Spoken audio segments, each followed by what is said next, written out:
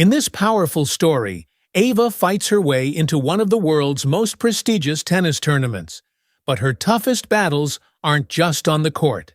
Facing prejudice, unfair calls, and intense rivalries, Ava's journey is filled with emotional highs and crushing setbacks.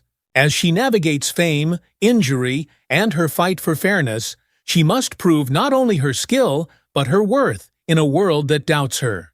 Can Ava overcome the odds and build a legacy that goes beyond tennis? Subscribe now, and don't forget to comment below.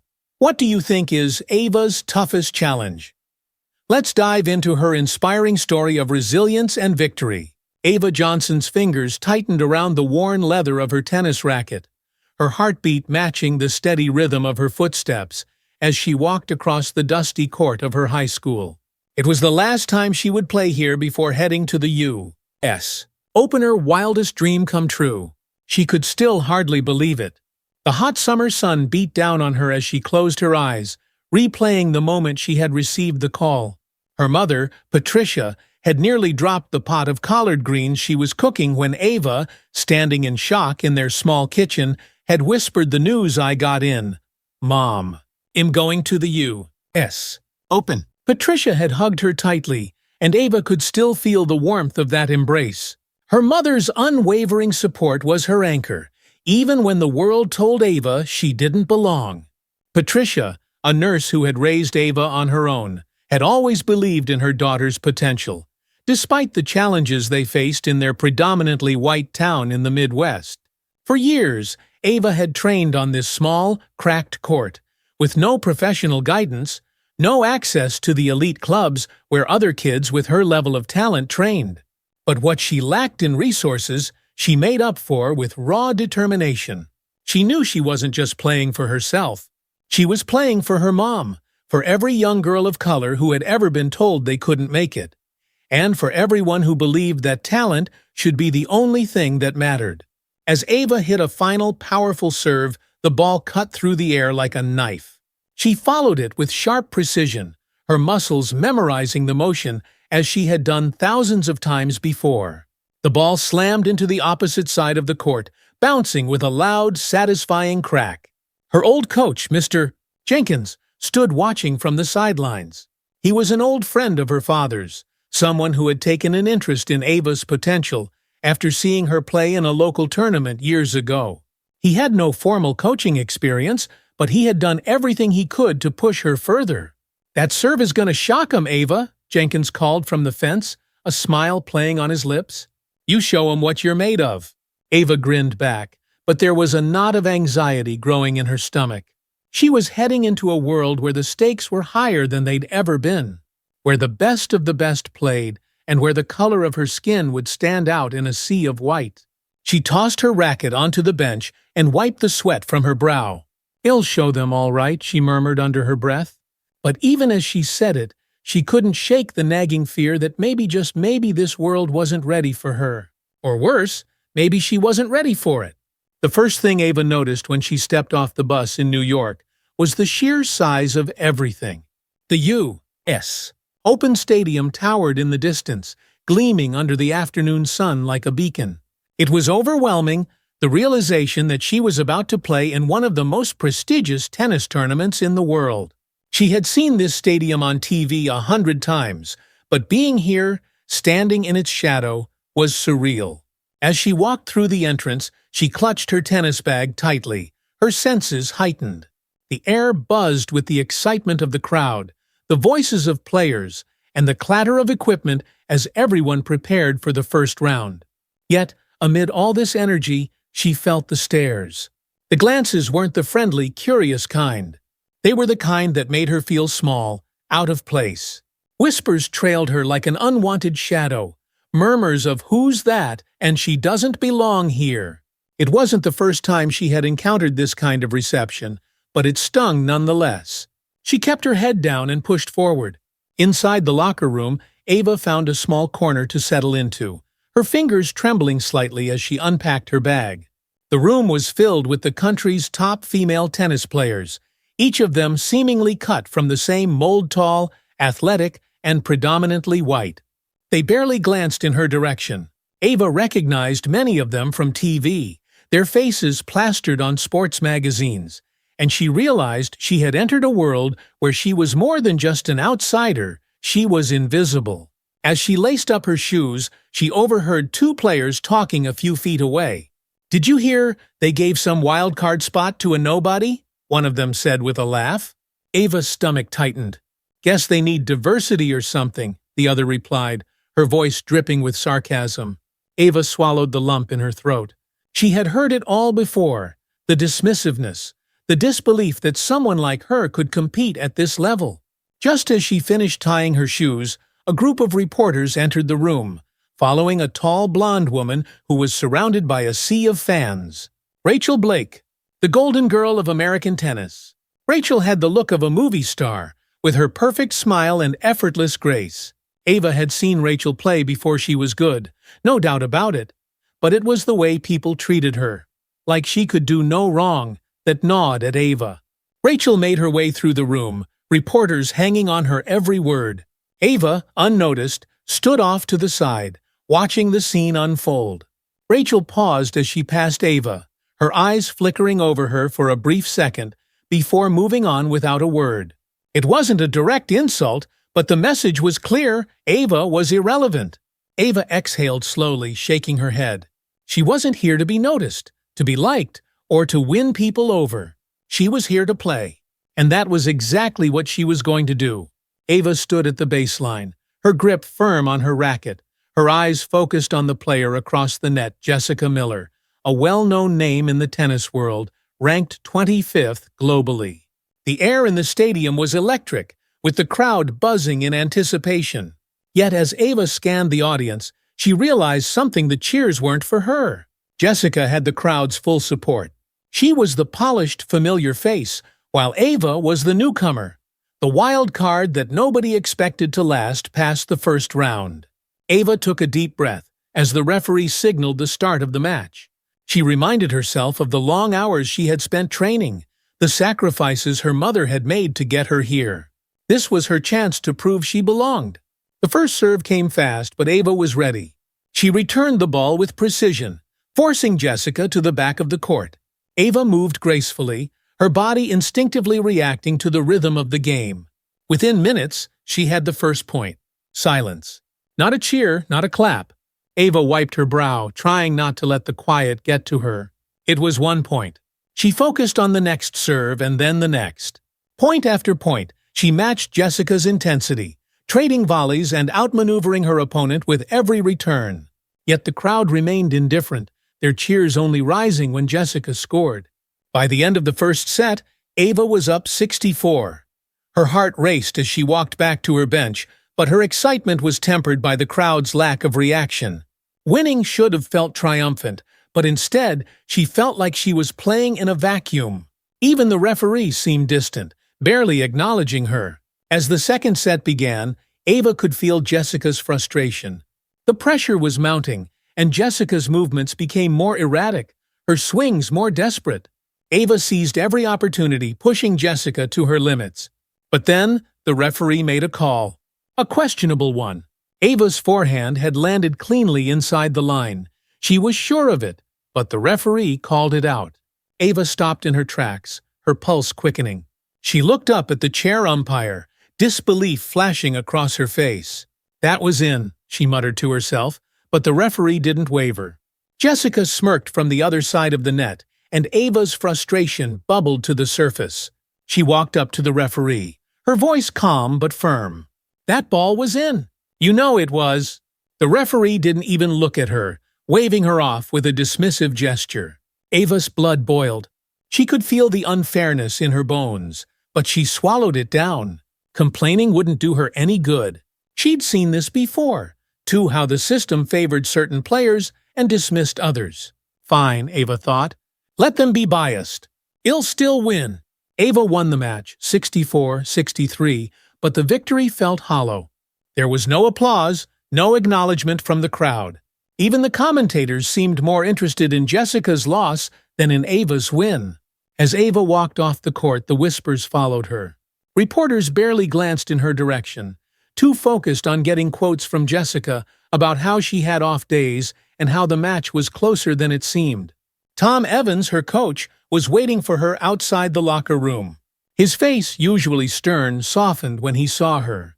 "You played well, Ava." "Real well," he said, patting her on the shoulder. Ava nodded, but she could feel the weight of the day pressing down on her. "Doesn't feel like it." Tom sighed. "I know what you're feeling. I've been there. But you can't let them get to you. You're here for one reason: to play. That's all that matters." Ava bit her lip, her chest tightening. "It's not that simple, Tom. No, it's not. But you've got to stay focused. You're better than them, and that's why they don't want to give you credit." She appreciated Tom's words, but the truth was, the lack of recognition hurt. She had fought so hard to get here, but instead of being seen as a competitor, she was invisible, or worse, unwanted. That night, Ava sat alone in her hotel room, staring at the city lights outside her window. She thought about her mother, who was probably watching her match on TV. She thought about all the sacrifices that had led to this moment. She had won, but it didn't feel like a victory. Ava sighed and leaned back in her chair, closing her eyes. There were still more matches ahead, more battles to fight. But something inside her had shifted. She wasn't just playing tennis anymore. She was fighting for something bigger, something that went beyond the court. She was fighting for respect. The morning sun filtered through the blinds of Ava's hotel room as she prepared for another day at the U.S. Open. She sat at the small table, sipping her coffee and scrolling through her phone. As expected, the sports headlines were dominated by Jessica Miller's loss, but not in the way Ava had hoped. Headlines like "Jessica falls to unknown opponent" and "Wildcard upsets seeded star" filled the feed. They barely mentioned Ava by name. Even in her victory, she was a shadow. Her stomach tightened as she scrolled further down to the comments. The anonymity of the internet allowed for the worst in people to bubble to the surface. Some posts were cruel, questioning whether she even deserved to be there. "Quota player," one comment said. "She got in on a technicality." Ava threw her phone down, frustrated. It was easier not to care, but it hurt more than she wanted to admit. The room felt suffocating, and for a moment she wished she could call her mother. But she knew Patricia was already overwhelmed, juggling her work and worrying about her daughter in the national spotlight. Ava couldn't burden her with this. She glanced at her tennis racket lying on the floor, and suddenly the enormity of the tournament weighed on her. It wasn't just about winning matches anymore. It was about breaking through the noise, proving herself to a world that seemed intent on ignoring her. Ava's unease continued at the stadium. As she walked down the halls towards the locker room, she passed groups of players chatting and laughing, but none of them acknowledged her. The exclusion was subtle but clear. She wasn't part of their world. She could feel the invisible barriers everywhere she went. In the locker room, Rachel Blake, the media darling of the tournament, was laughing with a group of other top players. Ava caught snippets of their conversation. "Did you see Jessica's match?" Rachel said, flipping her blonde hair back. "She just had an off day, that's all. There's no way that girl's going any further." Ava clenched her fists as she heard them, the tension in her chest rising. But she forced herself to stay calm. She had learned long ago that confronting people like Rachel never ended well. The people around Rachel would always take her side, no matter how unfair it was. Instead, Ava focused on her next match. She was scheduled to face Caroline Hayes, another solid player ranked in the top 50. Unlike her previous match, Ava knew this one wouldn't be easy. Caroline was strong, tactical, and relentless. But Ava had something Caroline didn't, something to prove.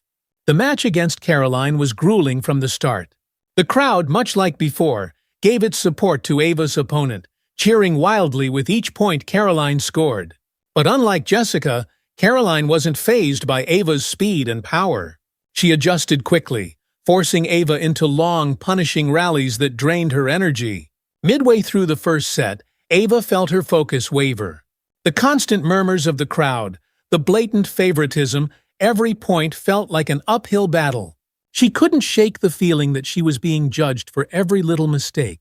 But then came the call that changed everything. It was a crucial point. Ava had worked Caroline across the court, waiting for the perfect moment to strike. She lined up her backhand and sent the ball screaming down the line.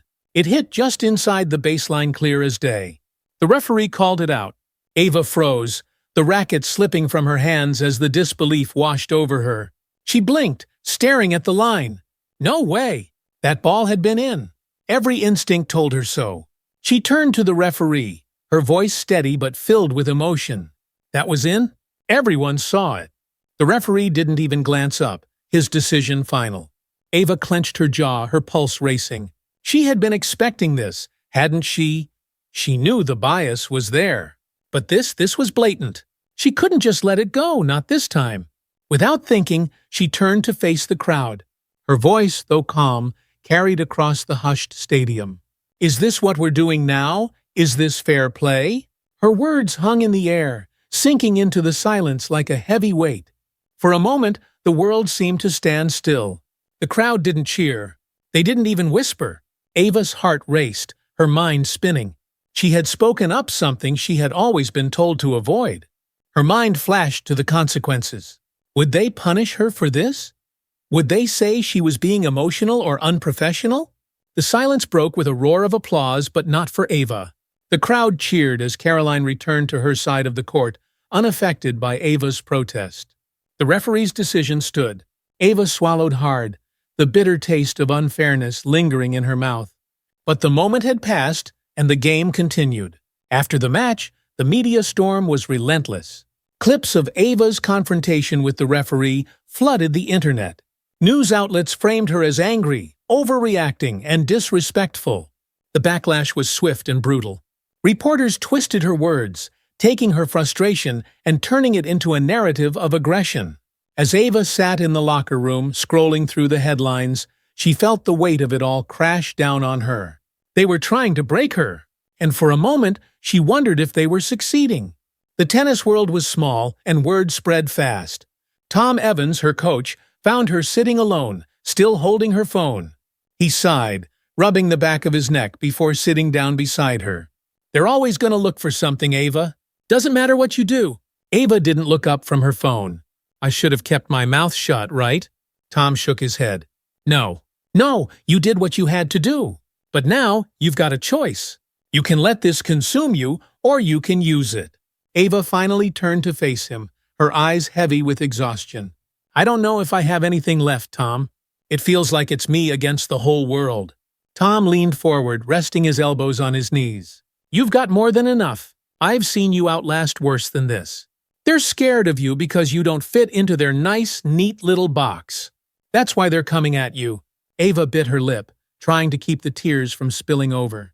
She hated feeling like this, vulnerable, unsure. But Tom's words grounded her, reminding her that she wasn't in this fight alone. I didn't come here to be silent, Ava finally said, her voice steadier than she felt. Tom smiled softly. Then don't be. Just make sure you stay focused. The real fight's on that court. The next match was the hardest Ava had ever played, not because of her opponent, but because of the weight she carried into it. The moment she stepped onto the court, the energy was different. The crowd was more hostile, and the pressure was suffocating. Her opponent, Lauren Peterson, was a good player, but she wasn't what Ava feared. What she feared was losing herself in the noise. Every point felt like it carried the weight of the world. Ava's mind raced with every swing, every return, thinking about what people were saying about her. The referees made questionable calls, and she felt the old anger rising again. But this time she swallowed it down, pushing it deep inside. It didn't work. By the middle of the first set, Ava's movements were sluggish. Her serves lacked the punch they usually had. She could hear the whispers from the crowd. She's crumbling, one person said. She's not ready for this. She knew they were right. At the end of the first set, which she lost 6-2, Ava walked back to her bench and sat down, her head in her hands. The noise of the stadium seemed distant, like she was underwater. She couldn't think straight. She couldn't focus. And then, just as the panic threatened to overwhelm her, she thought of her mother. Patricia had always told her to be strong, to rise above, no matter how unfair the world was. Ava could hear her voice in her head. Now don't let them take what's yours, Ava.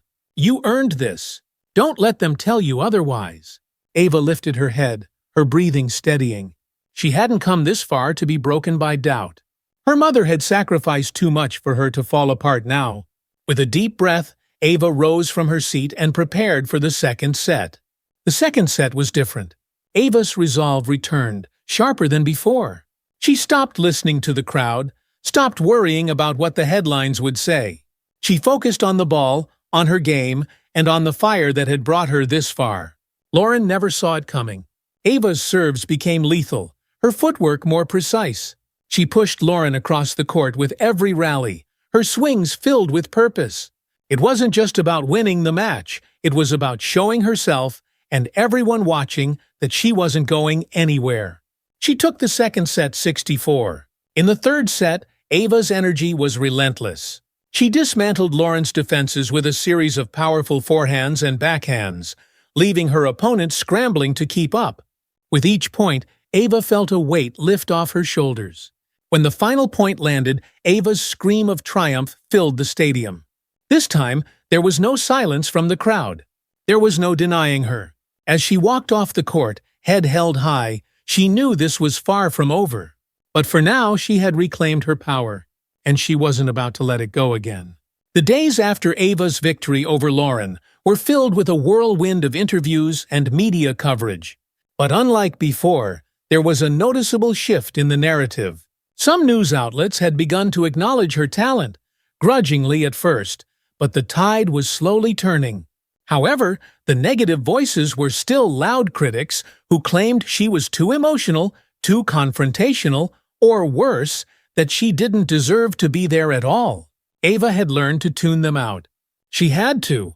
There were still battles ahead, and her next opponent was her toughest yet. Lauren Thompson was a seasoned player, known for her mental toughness and powerful serves.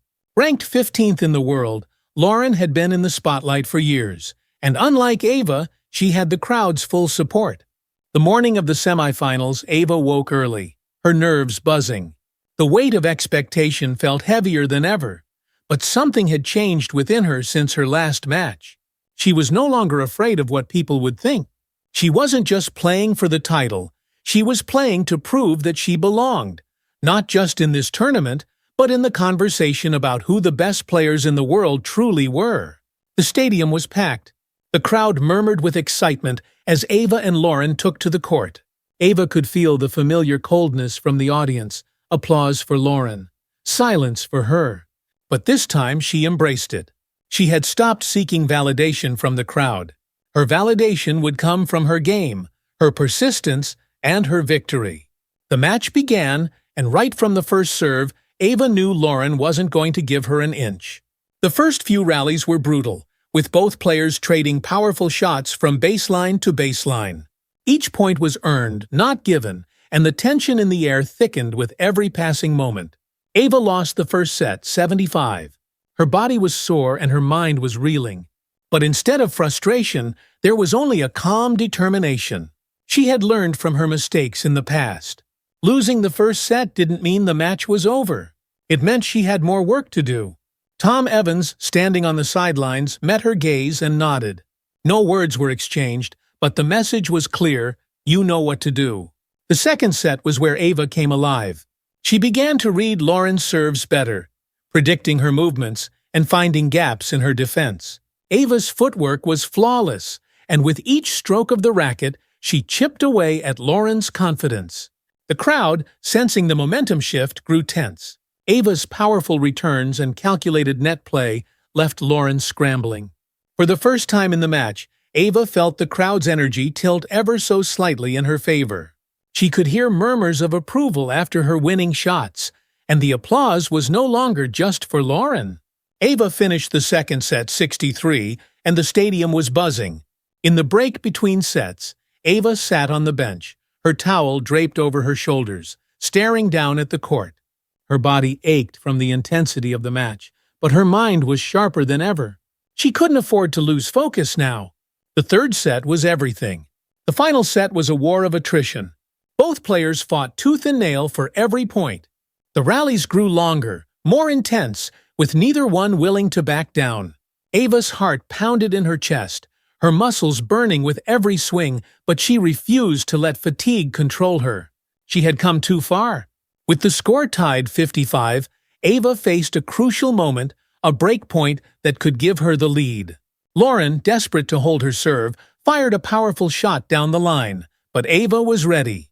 She lunged to her right, her body moving on instinct, and sent the ball back with a blistering forehand. It landed just inside the line. The crowd erupted into applause, genuine applause. Ava barely registered it. She was too focused, too locked in. She had broken Lauren's serve. Now all she had to do was hold her own. The final game was excruciating. Every point felt like a battle, but Ava kept her composure. Her serve was precise, her footwork flawless. She pushed Lauren into making mistakes, and with a final crushing overhead smash, Ava sealed her victory. The scoreboard flashed 75-36-65. Ava collapsed to her knees, gasping for breath. The roar of the crowd washed over her like a wave. She had done it. She was going to the finals. The next day, Ava sat in the locker room staring at her reflection in the mirror. She had made it to the finals, a place she had never imagined she would reach. But now that she was here, the pressure was almost unbearable. Her opponent, Catherine Wilson, was the #1 seed. Cold, calculating, and undefeated for the last 2 years, Catherine had dominated the tennis world with her precision and consistency. Many had already written off Ava's chances. Catherine was the favorite, the reigning queen of the sport. But Ava wasn't going to let that intimidate her. She had beaten the odds before, and she would do it again. The day of the final match, the stadium was packed to capacity. The energy was electric, and Ava could feel it in her bones. She stepped onto the court, her eyes locking with Catherine's across the net. Catherine's expression was unreadable, her face a mask of calm. But Ava wasn't fooled. She knew Catherine had been watching her matches. She knew Catherine wasn't underestimating her. The match began, and from the very first serve, Ava knew this was going to be the hardest battle of her life. Catherine's precision was unmatched. She moved like a machine, every shot calculated, every serve perfectly placed. Ava fought to keep up, but Catherine's defense was impenetrable. The first set slipped away from Ava 6-2. Ava walked back to her bench, breathing hard, her mind racing. She had been here before, losing the first set. But this was different. Catherine wasn't just any player. She was the best in the world. Ava could feel the doubts creeping in, but she pushed them away. She couldn't afford to think like that. Not now. Tom caught her eye from the sidelines, his expression calm but encouraging. He didn't need to say anything. Ava knew what he was thinking. Don't let her get in your head. The second set was a test of endurance. Ava changed her strategy, focusing on disrupting Catherine's rhythm. She began to mix up her shots, short slices, deep lobs, and sudden bursts of power. It wasn't easy, and every point was a grind, but slowly she started to find cracks in Catherine's game. Catherine, unaccustomed to being pushed, began to show signs of frustration. Her once perfect shots started to miss the mark, and Ava seized every opportunity. The set dragged on, each game more intense than the last. The crowd was on the edge of their seats, the tension palpable. Ava fought with everything she had, and after what felt like an eternity, she broke Catherine's serve. The second set was hers, 75. The third and final set was the most grueling tennis Ava had ever played. Both players were exhausted, their bodies pushed to the limit. The rallies stretched longer, and each point felt like it could tip the match in either direction. Catherine's composure began to crack, her frustration growing with every missed shot. But Ava, fueled by the momentum, kept pressing. Then, with the score tied at 55, came the moment that would define the match. Catherine, serving at a crucial point, fired a blistering shot down the line. It clipped the linear, so the referee called, but Ava knew, deep in her gut, that the ball had been out. The crowd held its breath, waiting for Ava's reaction. Everyone remembered her confrontation with the referee earlier in the tournament. The pressure mounted. Should she challenge the call? Should she risk breaking her focus? But Ava had learned her lesson. She had let her anger get the best of her once before, and it had nearly cost her everything. Not this time. She didn't say a word. She simply nodded, turned around, and prepared for the next point. Her game would do the talking now. With the score tied 66, the match entered a tiebreaker. Every swing of the racket, Every bounce of the ball carried the weight of the entire tournament. Catherine, rattled by Ava's refusal to challenge the call, made a series of uncharacteristic errors. Ava, sensing her moment, pounced. She played with precision, hitting deep, angled shots that forced Catherine into difficult positions. The final rally was a brutal back-and-forth exchange, each player refusing to give in. But in the end, it was Ava who struck the final blow. She sent a blistering backhand down the line, past Catherine's outstretched racket. The ball hit the court with a sharp thud, and the match was over. The crowd erupted into a standing ovation. Ava stood at the baseline, her chest heaving with exhaustion, her heart pounding. She had done it. She had beaten the best in the world. The stadium roared, not just for the winner, but for the battle they had witnessed. Ava's knees gave out, and she fell to the court, her face buried in her hands. The noise, the lights, the weight of the moment, it all came crashing down at once. She was the champion. The trophy felt heavier than Ava had expected as she lifted it above her head. The cameras flashed, capturing the moment for the world to see. But for Ava, this wasn't just about winning a tennis tournament. It was about everything she had overcome. The prejudice, the doubt, the critics. She had fought for more than just a title. She had fought for respect. As she stood on the podium, her eyes scanned the crowd. She saw her mother, standing near the front, tears streaming down her face. Ava's heart swelled with pride. This victory was theirs. The media would call her win a Cinderella story. They would focus on the underdog narrative, the girl who came from nowhere to beat the world's best. But Ava knew the truth. She hadn't come from nowhere. She had always been here, waiting for the world to see her. And now, they finally did. The morning after her stunning victory, Ava woke up in her hotel room to the soft glow of sunlight filtering through the curtains. The sounds of the city outside were distant and faint, as though the world itself had quieted in awe of her accomplishment. She turned over in bed, feeling the slight soreness in her muscles, a reminder of the battle she had fought the previous day. But the heaviness wasn't unpleasant. It was the kind that came with victory, the kind that proved you had earned every bit of it. Her phone buzzed on the nightstand, lighting up with notifications, text messages, calls, and a flood of social media posts. Ava hesitated for a moment before reaching for it. She knew what awaited her. Part of her wasn't ready to face the world's reaction just yet. But she couldn't avoid it forever. Opening her phone, the first thing she saw was a picture of herself holding the trophy aloft, her face radiant with joy. The headline read, "Ava Johnson shocks the world in historic U.S. Open win." It felt surreal, seeing her name next to the word historic.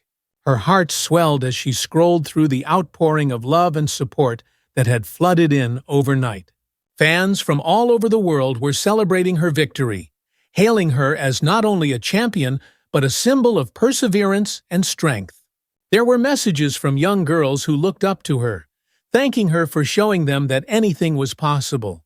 Ava smiled, her chest tightening with emotion. This was why she fought so hard. But not all the messages were positive. Sprinkled among the congratulations were the inevitable voices of dissent. People accusing her of overreacting to the referee earlier in the tournament. Others claimed her win was a fluke, that she had gotten lucky against Catherine Wilson. Some insisted that her win was only noteworthy because of the drama she had created with her protest against the biased calls. Ava's smile faded slightly as she read those comments, but only for a moment. She had expected this. She knew not everyone would be on her side, even in victory. But that didn't matter anymore. She wasn't playing for them. She was playing for herself, for her family, and for every person who had ever been told they didn't belong. Later that morning, Ava sat across from her coach, Tom Evans, at a small cafe just outside the stadium. The bustling energy of the city was alive around them, but the noise seemed distant, like a faint hum in the background. Tom was nursing a coffee, his eyes tired but proud. "You did it, kid," he said, breaking the comfortable silence between them. Ava smiled softly. "We did it." Tom chuckled. "No, you did it. I was just there to keep you from losing your mind." Ava's smile widened.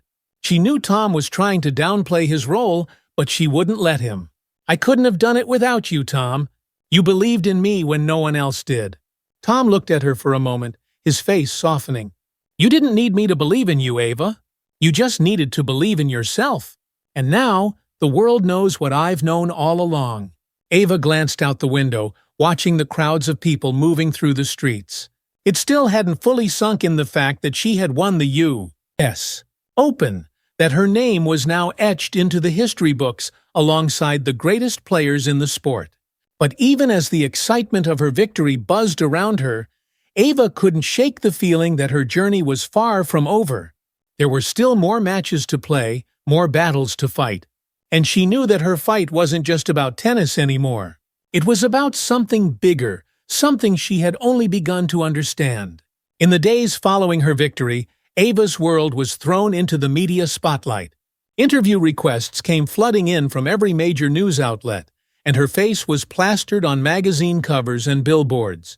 She became a symbol of perseverance, a story of triumph over adversity. But with the newfound fame came criticism. Sports analysts dissected her every move on the court, questioning whether her win was truly deserved. Some accused her of using her race and her protest during the tournament to gain attention. Others claimed she had made the tournament political by speaking out against the biased refereeing, arguing that she should have focused on the game and kept her emotions in check. Ava watched as the narrative around her shifted once again. One moment, she was a hero.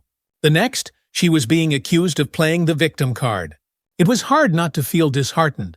After everything she had accomplished, after all the hard work and sacrifice, there were still people who couldn't see past the color of her skin, who couldn't accept that she had won because she was talented, because she had earned it. But then she remembered the faces of the young girls who had cheered for her, who had written her messages saying how much she inspired them. She remembered the look in her mother's eyes when she lifted that trophy. Those were the people who mattered. Those were the people she was playing for. Ava found herself in a television studio for an interview on one of the country's most popular morning shows.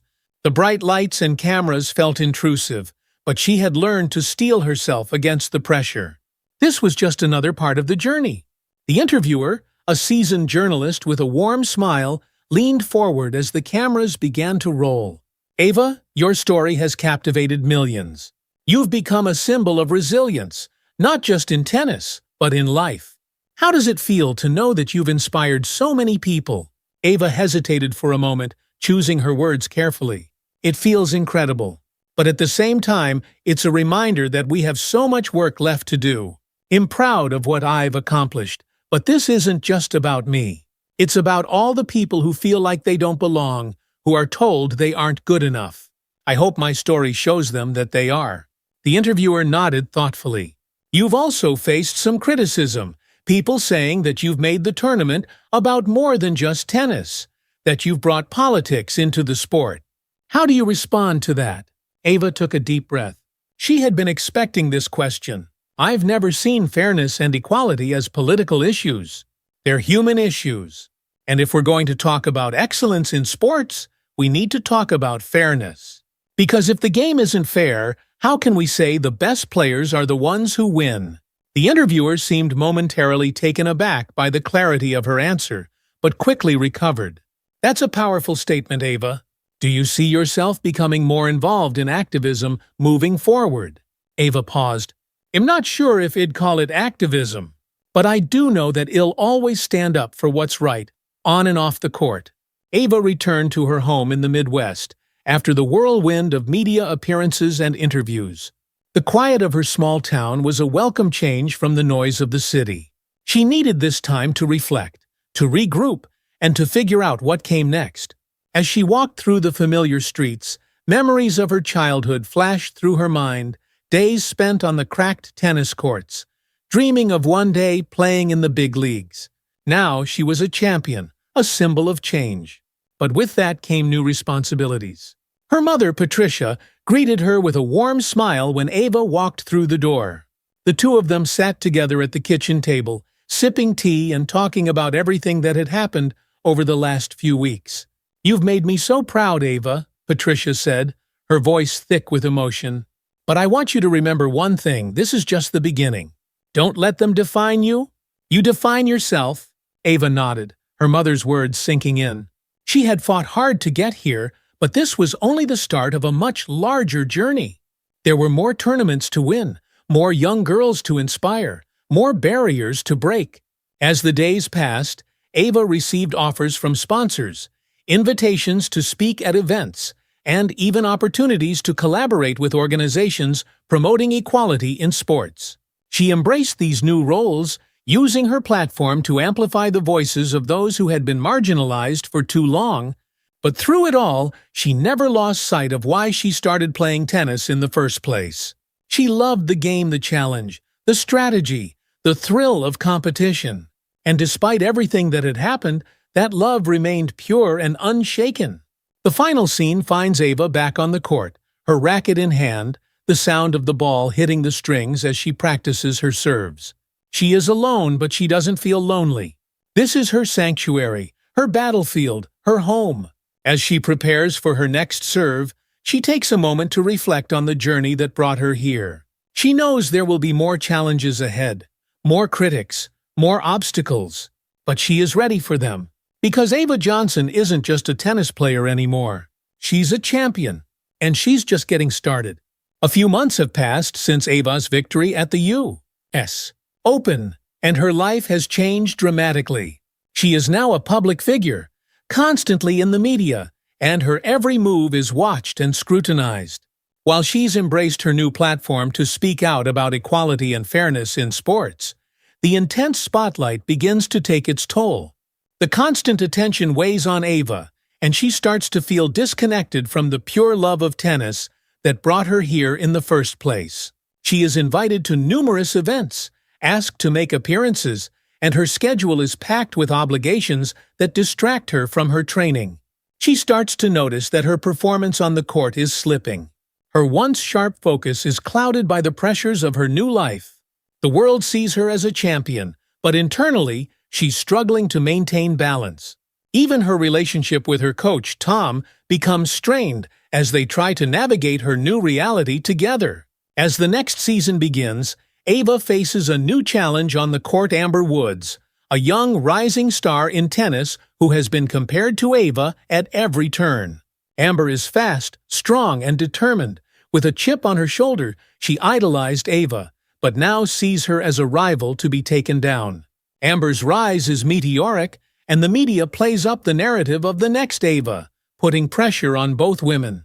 For Ava, Amber represents the next generation, hungry, relentless, and fearless. For Amber, Ava is the player she must beat to prove she belongs. Their first match against each other is highly anticipated, and the build-up adds to Ava's anxiety. She knows she's not playing at her best, and the fear of losing to Amber weighs heavily on her mind. The match between Ava and Amber is intense, with both players giving their all.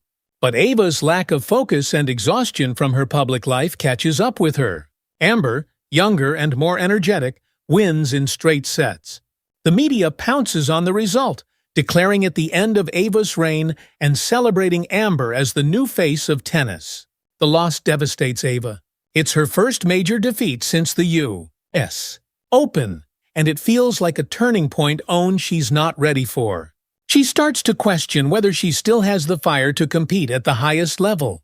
The loss to Amber isn't just physical, it's deeply emotional, bringing back all the doubts she thought she had overcome. In the days following the match, Ava withdraws from the public eye, taking time to reflect on what went wrong. She turns to her mother for guidance, who reminds her that every great athlete faces setbacks. Patricia urges her daughter to find her love for the game again, to remember why she started playing tennis in the first place. Determined not to let the loss define her, Ava decides to take a break from the media frenzy and focus on herself. She scales back her public appearances, declines new sponsorship offers, and dedicates herself to getting back to the basics of her training. Ava reconnects with Tom, and they work together to rebuild her confidence on the court. For the first time in months, Ava feels the joy of playing tennis return. She realizes that while fame and success brought her opportunities, it also distracted her from the purity of the game. This period of reflection helps Ava regain her perspective. During this time, Ava also reflects on her role as a trailblazer. She understands the pressure she's under to be a symbol of change, but she learns that it's okay to take time for herself. She doesn't have to carry the weight of the world alone. With a renewed sense of purpose, Ava enters her next tournament with a calm, focused mind. She's no longer playing for the media or the spotlights, she's playing for herself. The world watches, curious to see if Ava can bounce back from her defeat to Amber. Ava moves through the rounds with precision and grace, her game back to its peak form. Her confidence grows with each victory, and the fire that once drove her returns. The fans who doubted her now rally behind her, and the narrative begins to shift once again. In the final match, Ava faces Amber for a rematch. The tension is high, and the crowd is divided between the two players. This time, Ava plays with clarity, free from the weight of expectation. The match is a battle, with both women pushing each other to the brink, but Ava's experience and composure give her the edge. With a powerful forehand, Ava wins the final point, defeating Amber and reclaiming her place as one of the best in the world. The crowd erupts in applause, and Ava, though exhausted, feels a deep sense of satisfaction. This victory isn't just about proving herself to the world, it's about proving herself to herself. In the days after her victory, Ava reflects on everything she's learned. She understands now that her journey isn't just about winning titles. It's about balancing her love for tennis with the responsibility she feels to inspire others. She knows there will be more challenges ahead, more battles to fight, but she's ready for them. Ava decides to use her platform more thoughtfully. She continues to speak out about fairness and equality in sports, but she also prioritizes her own well-being, ensuring that she never loses sight of why she started playing tennis in the first place. As she stands on the court, looking out at the horizon of her future, Ava knows she's in control of her own story. The world may have opinions, but only she can write the ending, and she's far from finished. A few months after her rematch victory over Amber Woods, Ava found herself in a different role. She was no longer just the fierce competitor on the court, she had become a mentor. Her rise and perseverance through adversity had inspired countless young players, and she began receiving requests to speak at tennis camps, schools, and community centers. One afternoon, Ava stood in front of a group of wide-eyed girls at a youth tennis clinic in Chicago. The room was buzzing with energy. Many of the kids had come from underprivileged backgrounds, just like Ava, and their excitement was contagious. Ava spoke from her heart. Tennis is a game, but it's also a reflection of life. It's about discipline, hard work, and sometimes standing up when the odds are against you. She scanned the room, seeing the hunger for success in their eyes. But remember this, it's not about winning every match. It's about showing up every day and giving it your all. After her speech, she spent time on the court with the kids, giving them tips on their form and offering words of encouragement. As she helped a shy girl adjust her grip on the racket, Ava saw a bit of herself in the child, quiet but determined. Before she left the clinic, one of the girls, maybe 12 years old, nervously, "Do you think I could ever be a champion like you?" the girl asked. Ava smiled gently. "Absolutely," she said, looking into the girl's eyes. "But don't just aim to be like me. Be better. Be the best version of yourself. That's where the real victory is." The girl's face lit up, and in that moment, Ava realized the full extent of her impact. It wasn't just about the trophies anymore, it was about the lives she was helping to shape. As Ava's influence grew, so did her involvement in broader issues within the world of sports. She had long been vocal about fairness, both in terms of race and economic inequality, but now she had the platform and resources to truly make a difference. Together with several other prominent athletes, Ava co-founded the Fair Play Initiative, a foundation dedicated to promoting equal access to sports for all children, regardless of their background.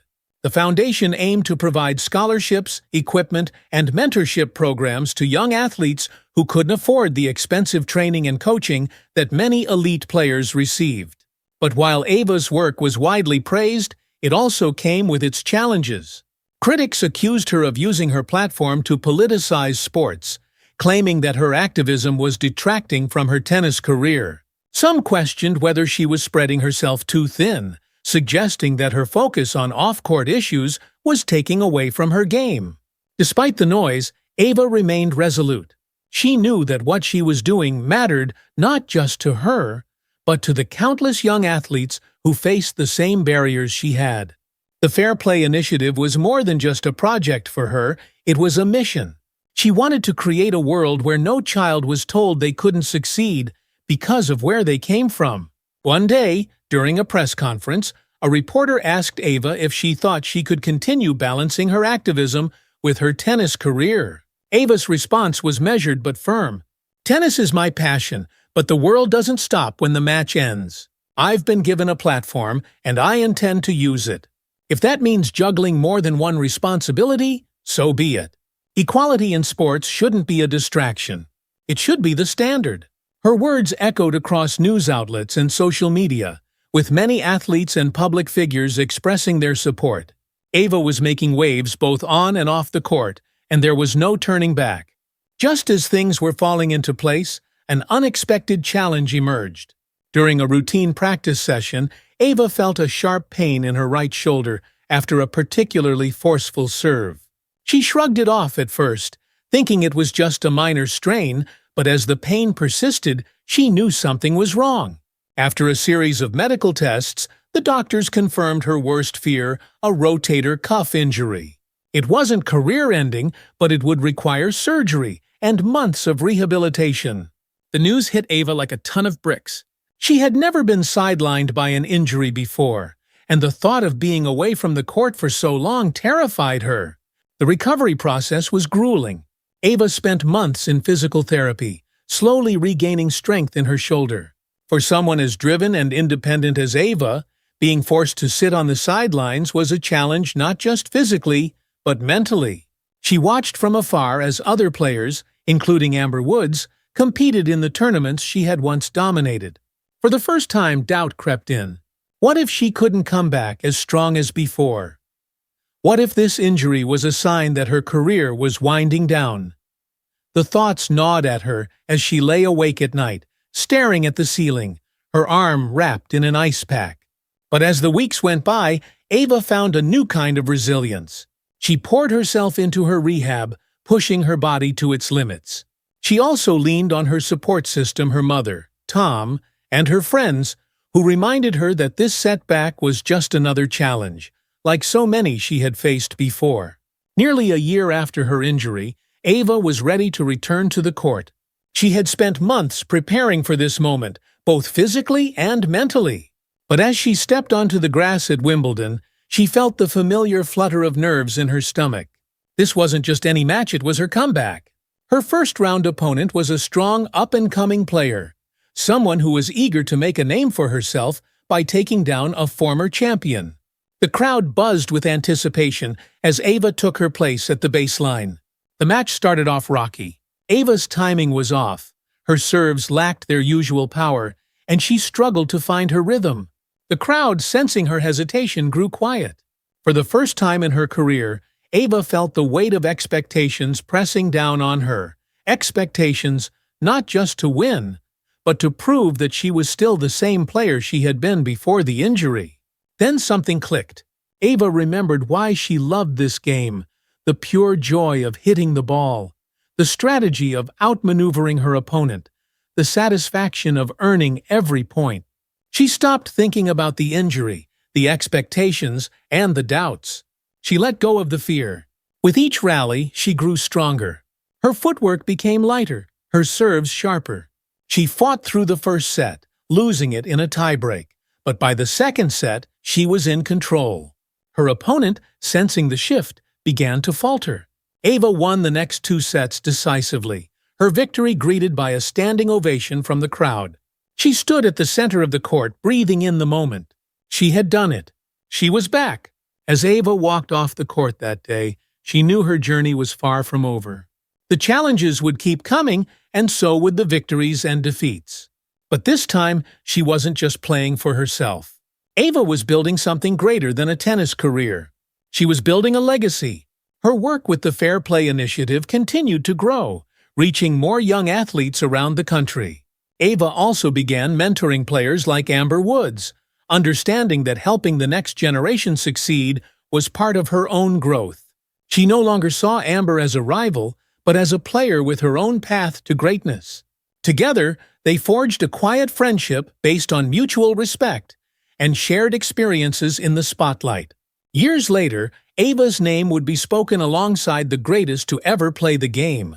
But more than that, she would be remembered for what she gave back, the opportunities she created for others, the barriers she broke, and the conversations she started about fairness and equality.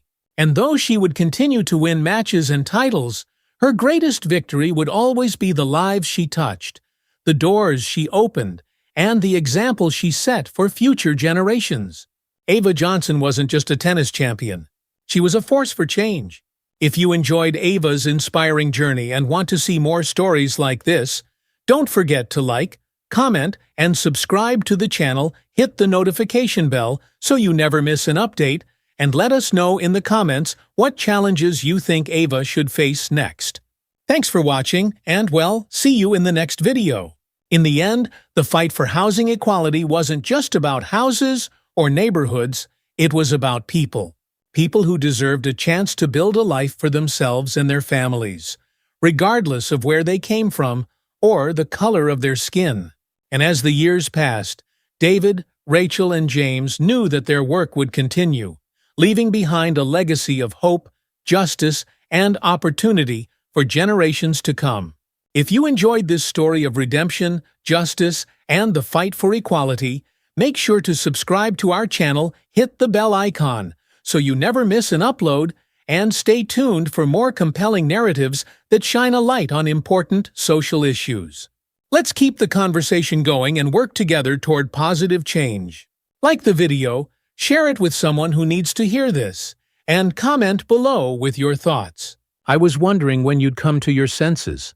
I assume you've changed your mind about my offer. Ethan shook his head, his resolve firm. I'm not here to accept your offer, Greg. I'm here to tell you I'm done with all of this. Hawthorne raised an eyebrow, clearly surprised. Done? What are you talking about?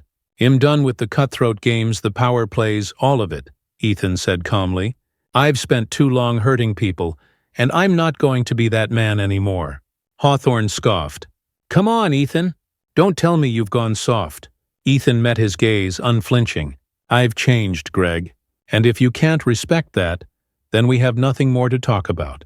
Hawthorne stared at him for a long moment, clearly taken aback by Ethan's newfound conviction. Finally, he shrugged. Your loss, Carter. But don't expect anyone else to play nice in this world. Ethan smiled, a sense of peace washing over him. I'm not looking for nice, Greg. I'm looking for something real. With that, Ethan stood and walked out of the restaurant, leaving his old life and his old self behind. As the months passed, Ethan and Olivia's relationship continued to flourish. They had built something strong, something real, and for the first time they both felt like they could see a future together. They had weathered the storm of their past and were ready to face whatever came next. But then, something unexpected happened, something that would change everything. One morning, Olivia woke up feeling nauseous, a sensation she hadn't experienced before. At first, she thought it was just stress or fatigue. But when the symptoms persisted for days, she decided to go to the doctor. The news she received was shocking. She was pregnant. Olivia sat in stunned silence as the doctor explained the results. She had never expected this, especially not now, in the midst of everything she and Ethan were going through. How could she bring a child into this world, knowing the history she and Ethan shared? And how would Ethan react to the news? That evening, as she returned to the penthouse, Olivia struggled with how to tell Ethan. She wasn't sure how he would take it, whether he would be excited, terrified, or somewhere in between.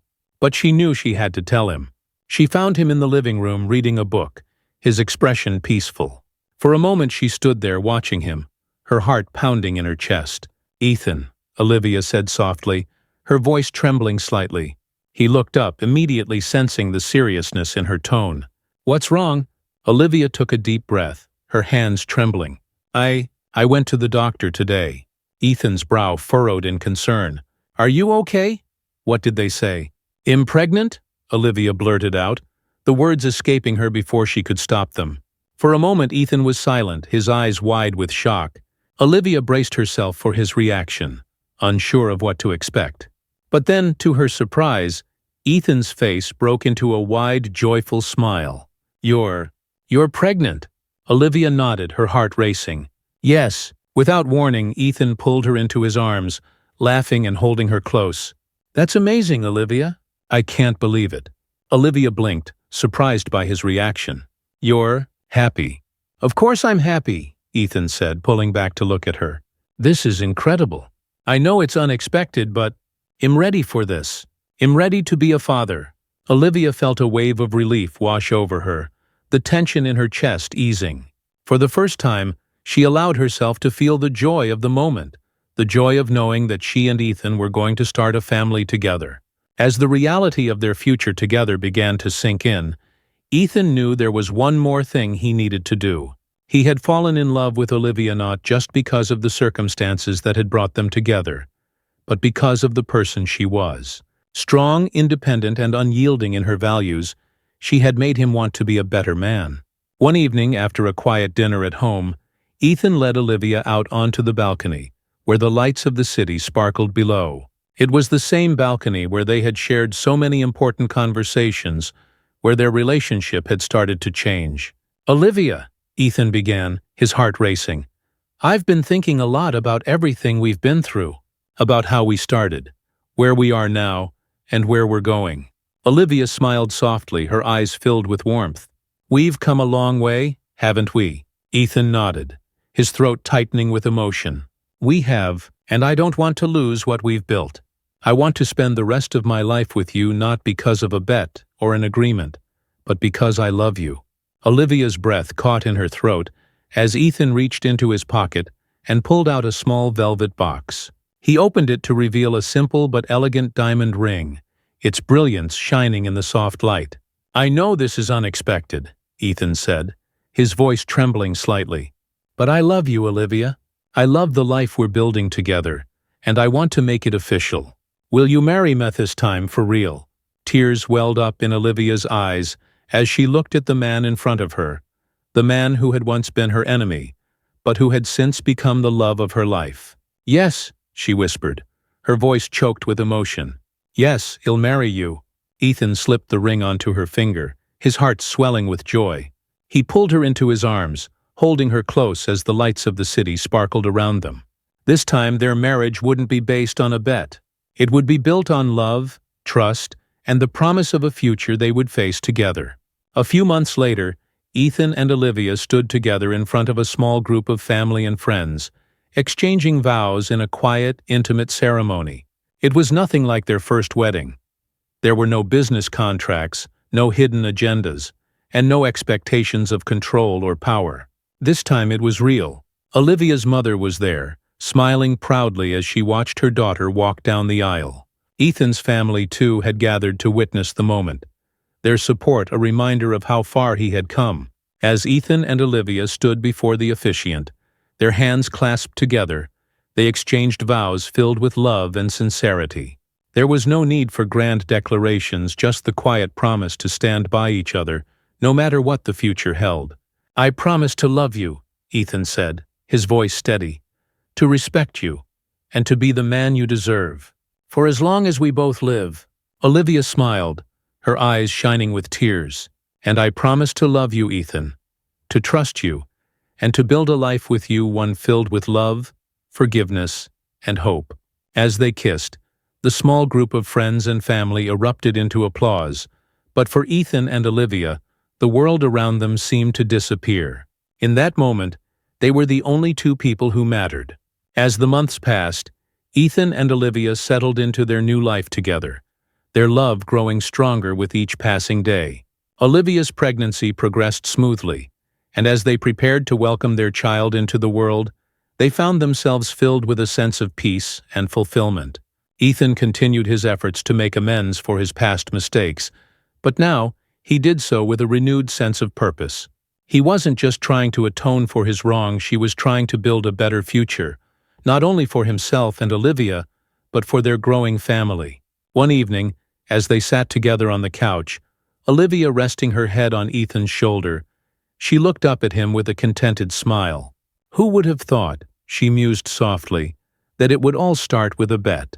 Ethan chuckled, pressing a kiss to her forehead. It's funny, isn't it, that something so ridiculous could lead to something so wonderful? Olivia nodded, her eyes twinkling with warmth. But I'm glad it did. Because now, we get to build this life together. And that's all I've ever wanted. As they sat together in the quiet of their home, Ethan knew that this life, this love was the best thing he had ever won. Not through manipulation, not through power, but through genuine love, hard-earned respect, and the promise of a future filled with hope. A few months later, Ethan and Olivia welcomed their baby girl into the world. As Ethan held their newborn daughter in his arms, tears filled his eyes. He had never imagined that his life could feel this complete, this meaningful. Olivia watched him, her heart full as she saw the joy in his eyes. They had come so far through pain, anger, and betrayal, but now they were a family. A real family. As Ethan looked down at their daughter, he smiled, feeling a sense of peace he had never known before. He had spent so long searching for power, for control, but now he realized that true strength came from love, from vulnerability, and from the willingness to change. "Welcome to the world, little one," Ethan whispered, his voice full of emotion. "You're going to have an amazing life." Olivia leaned against him, her head resting on his shoulder as they looked down at their daughter together. "She's perfect," Olivia whispered, her voice filled with awe. "She is," Ethan agreed, his heart swelling with love. And as they sat together in the quiet of the hospital room, Ethan knew that this was only the beginning of a life filled with love, forgiveness, and endless possibilities. They had started with a bet, but now they had built something that would last forever. What do you think? Do you believe in second chances, or is some damage too deep to repair? We'd love to hear your thoughts on Ethan and Olivia's journey in the comments below. Don't forget to subscribe to our channel for more heartfelt stories like this one. Your support means the world to us, and we can't wait to share more inspiring tales of love, redemption, and hope. Thanks for watching. And as long as he stayed true to his values, he knew he was on the right path. The night stretched on, full of promise and potential.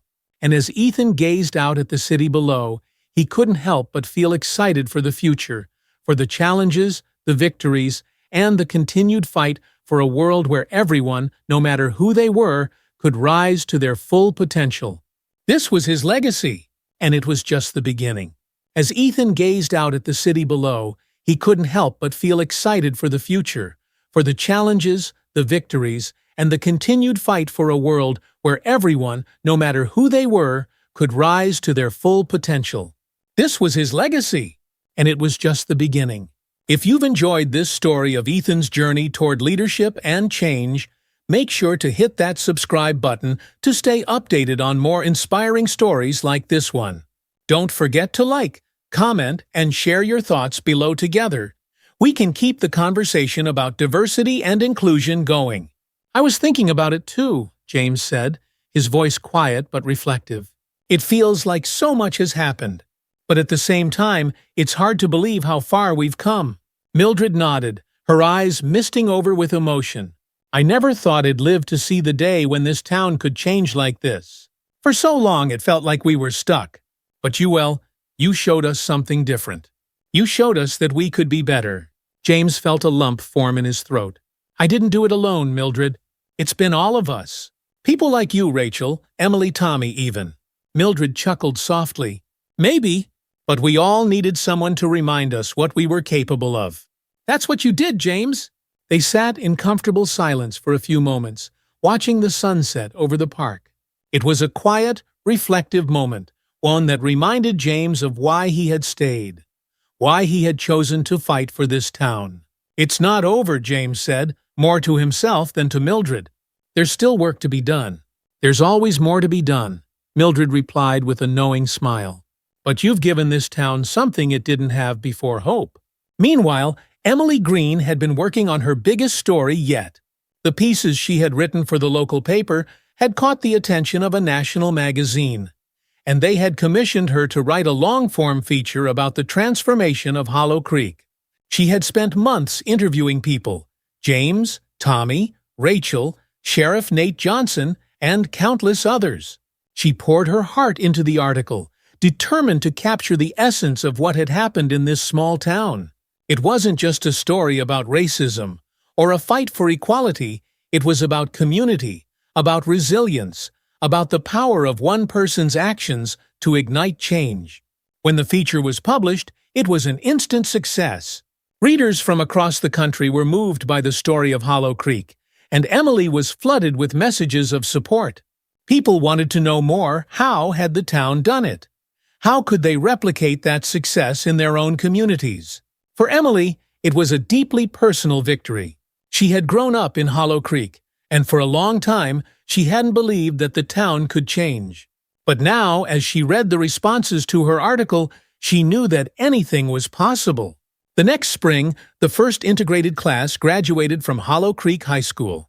It was a historic moment, not just for the students, but for the entire town. The graduation ceremony was held in the town square, and the entire community showed up to celebrate. James was there, sitting in the front row with Mildred, Tommy, and Rachel, all of them beaming with pride. Lily Sanders, Mildred's granddaughter, gave the valedictory speech, speaking eloquently about the future, about unity, and about the lessons they had learned from the town's struggles. "We are the generation that will carry this town forward," Lily said, her voice clear and strong. "And we will do it together. Because we've learned that we are stronger when we stand as one." The crowd erupted into applause, and as the graduates tossed their caps into the air, there was a sense of triumph, of new beginnings. Hollow Creek had come so far, and now a new generation was ready to take the reins.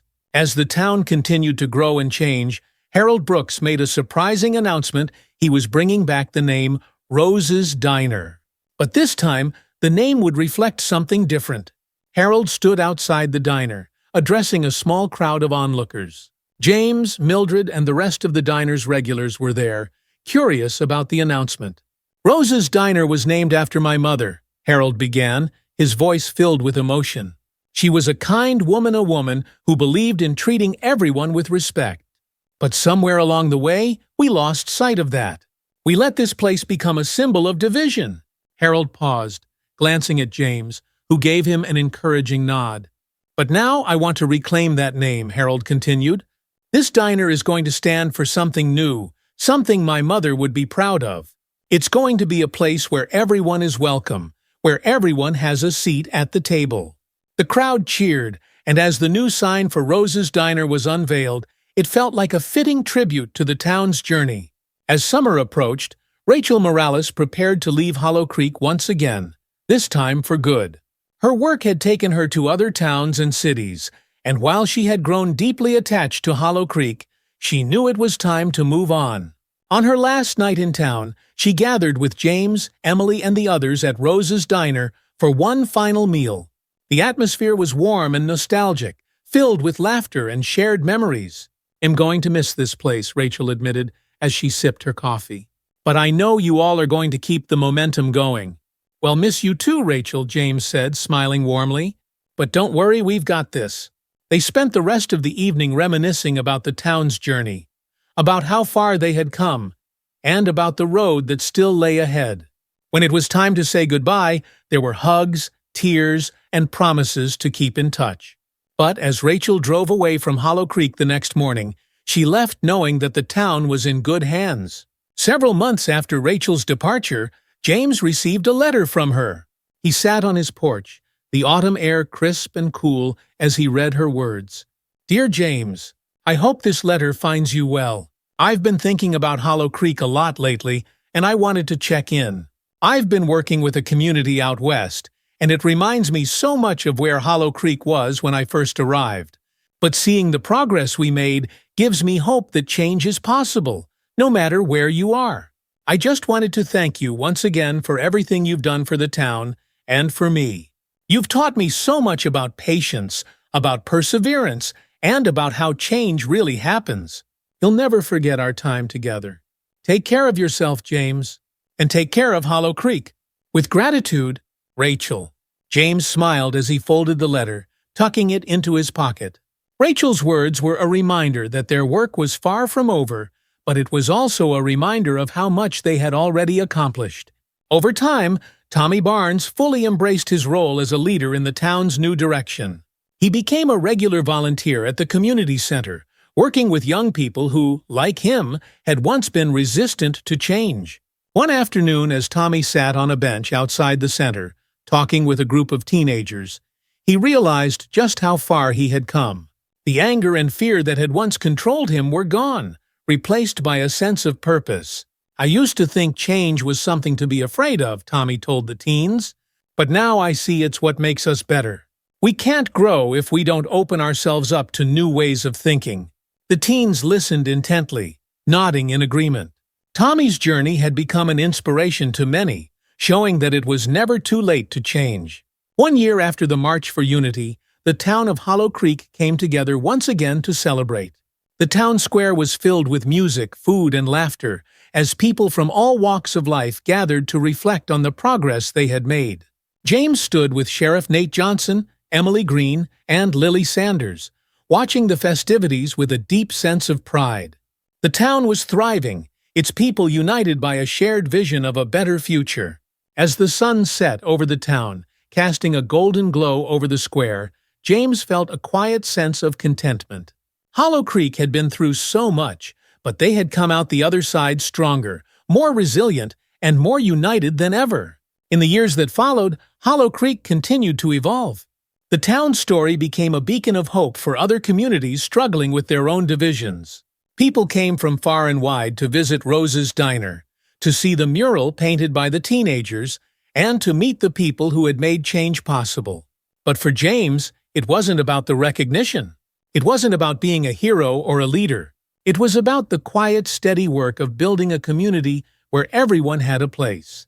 As he sat on his porch one evening, watching the stars twinkle above the town, James felt a deep sense of peace.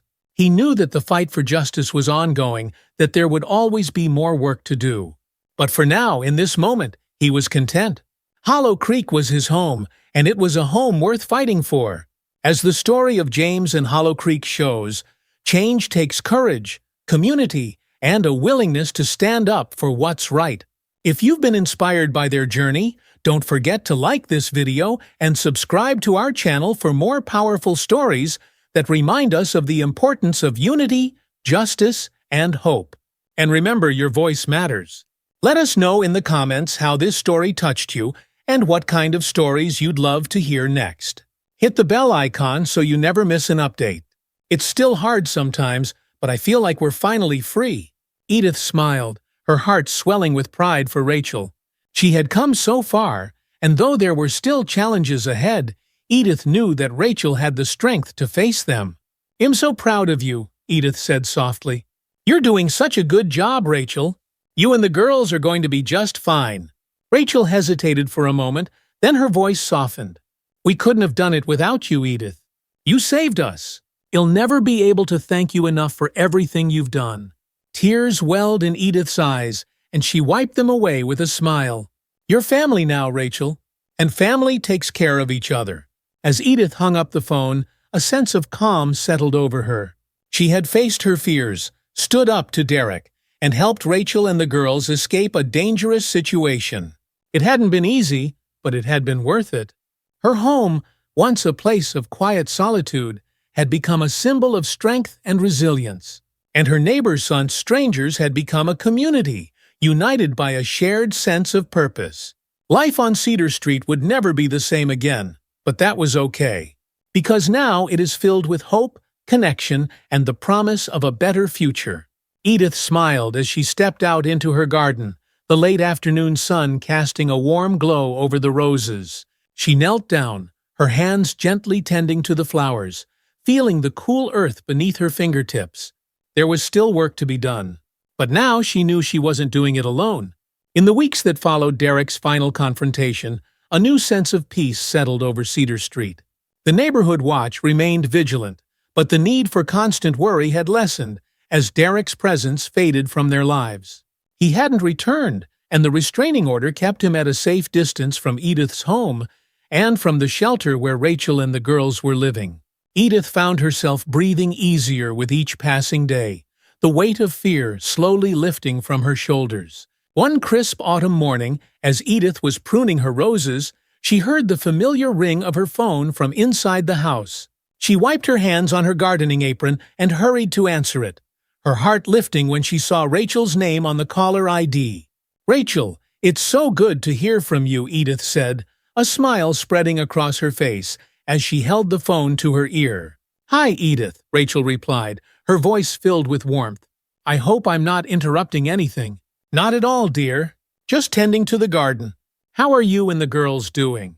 Rachel let out a small sigh, though it was one of relief rather than stress. "We're doing really well, actually. The girls are starting to settle in at school, and they're making new friends. We've been staying at the shelter for a while now, but I've been working with a caseworker. And, well, we found a place. It's a small apartment, but it's ours." Edith's heart swelled with joy at the news. "Rachel, that's wonderful. I'm so happy for you. I couldn't have done it without your help, Edith." "Really? I mean it. You were there for me when I didn't know what to do. I'll never be able to thank you enough." "You've already thanked me more than enough, Rachel," Edith said gently. "I'm just glad you and the girls are safe and moving forward." "We are," Rachel agreed, her voice steady. "We still have some hard days, but we're starting to rebuild. I'm learning how to live without looking over my shoulder all the time. The girls, they've been through so much, but I think they're going to be okay." Edith felt a tear slip down her cheek, and she wiped it away with a smile. "You're an incredible mother, Rachel. You've given them the chance to have a better life, and that's the most important thing." "Thank you," Rachel whispered, her voice filled with emotion. "I wanted to ask, would you like to come visit us when we're settled into the apartment? The girls miss you, and I'd love for you to see our new place." "I'd love that," Edith replied without hesitation.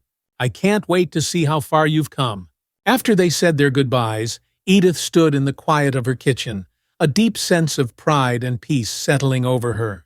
She had been part of something important, helping Rachel and her daughters escape a dangerous situation and start a new life. Knowing that they were safe and thriving gave Edith a sense of fulfillment she hadn't felt in a long time. But Edith also knew that healing wasn't just for Rachel and the girls.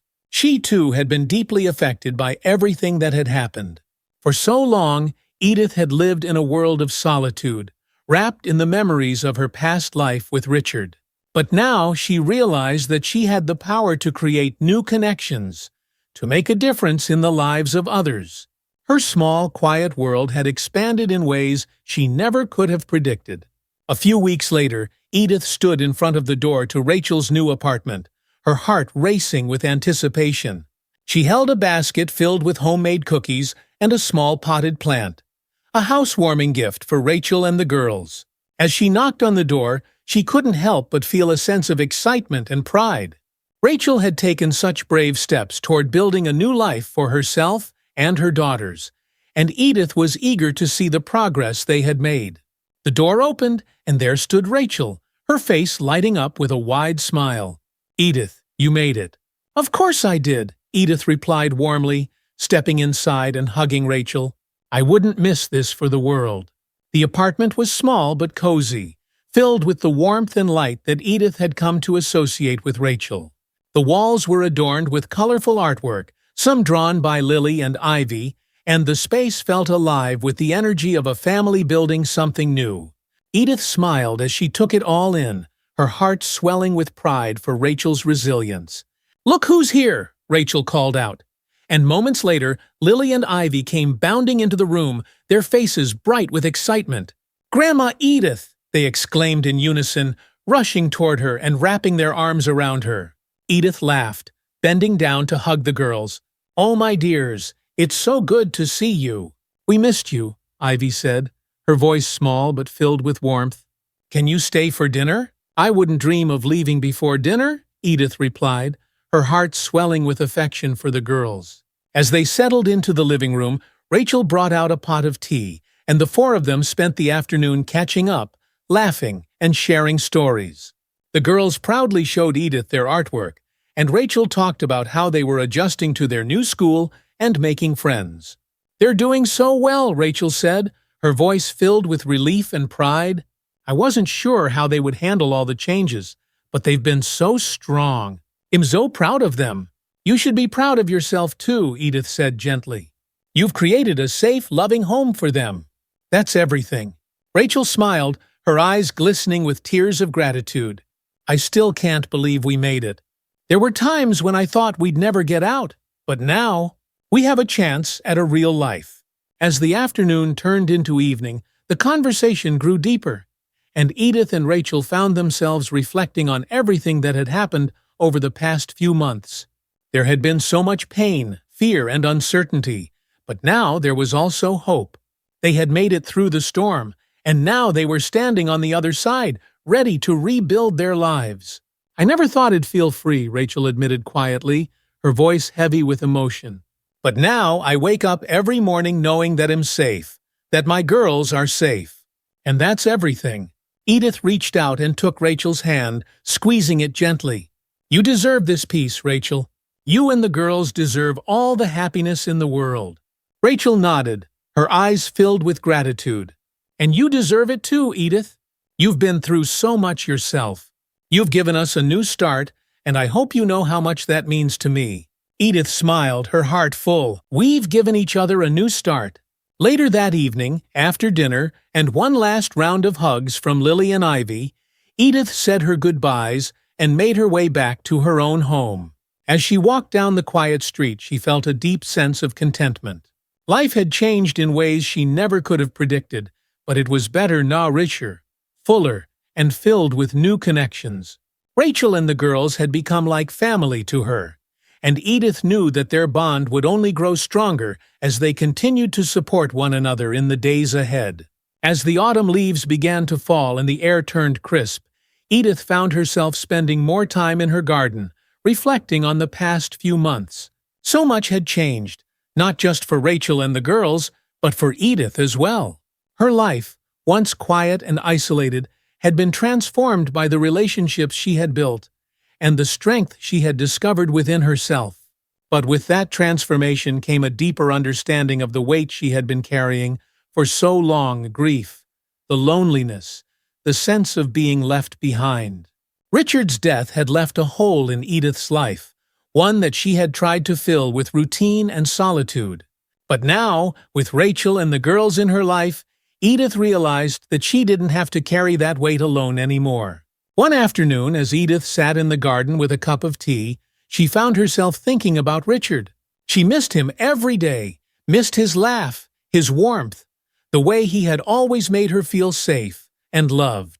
But for the first time in a long time, Edith felt a sense of peace when she thought of him, peace in knowing that he would have been proud of her for everything she had done to help Rachel and the girls. As she sipped her tea, Edith decided it was time to visit Richard's grave.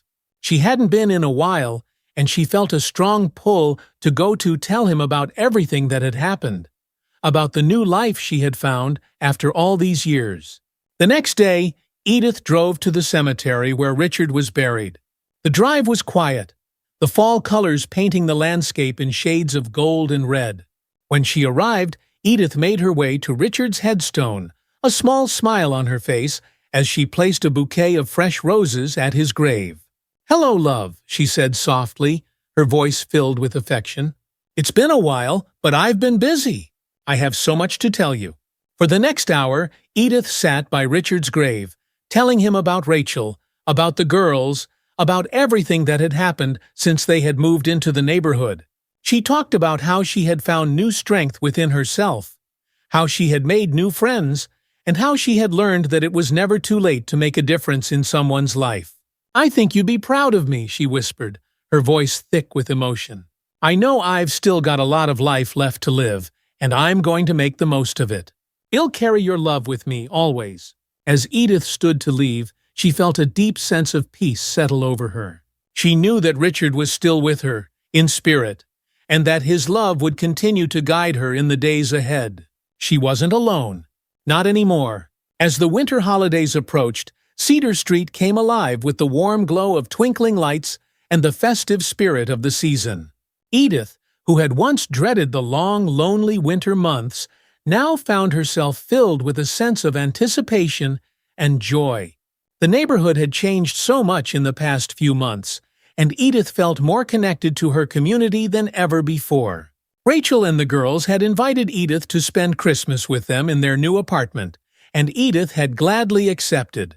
It was a far cry from the quiet, solitary holidays she had spent in years past, and she was looking forward to celebrating with people she cared about.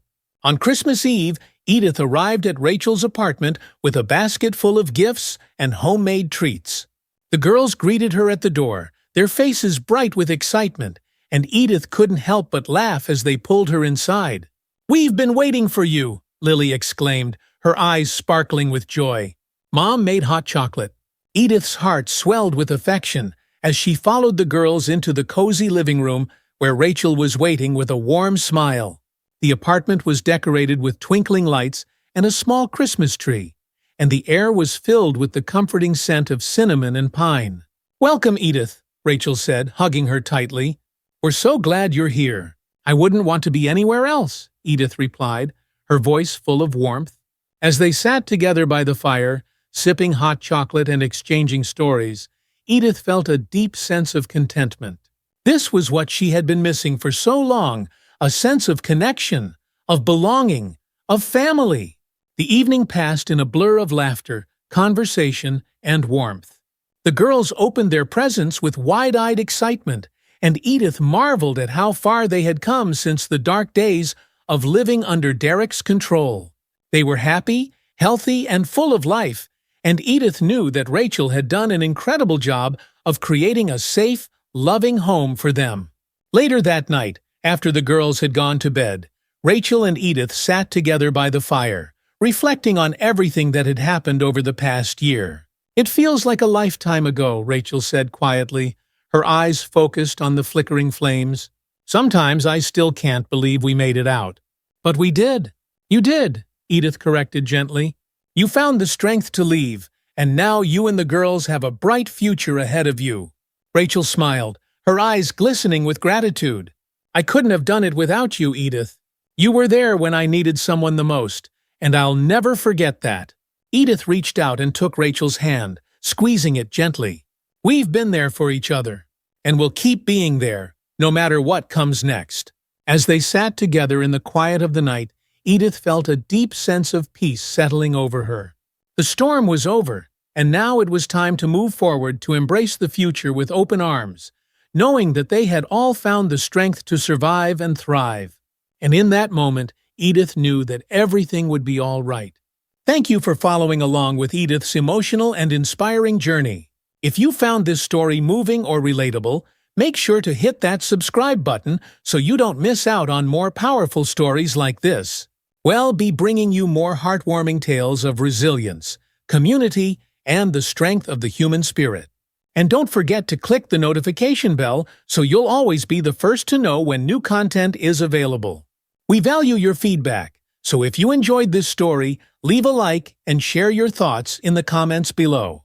Thank you for being part of our storytelling community, and stay tuned for more stories that remind us all that no matter how hard things get, we are never truly alone.